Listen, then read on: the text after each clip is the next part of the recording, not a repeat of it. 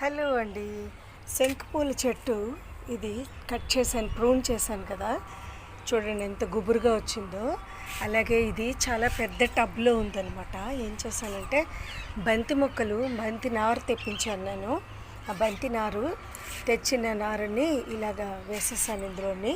అంటే ఇవి పూసినా కూడా బాగుంటుందని చెప్పి, ఎలాగో వీటిని కొంచెం ఎదిగిన తర్వాత కొద్దిగా ఇలా టిప్స్ తీసేస్తాం కదా, తీసి మళ్ళీ పాతుకోవచ్చు. ఈ విధంగా బంతినారు వేసాను ఇందులోని.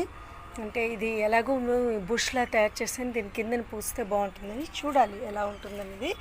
అయితే ఎప్పుడైనా మనం బయట నుంచి ఏ మొక్క అయినా నారైనా తెచ్చినప్పుడు వెంటనే పాతకూడదండి.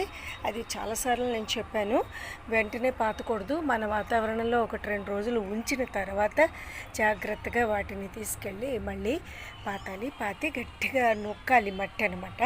సో ఈ విధంగా బంతి నాటాను నేను, చూడండి.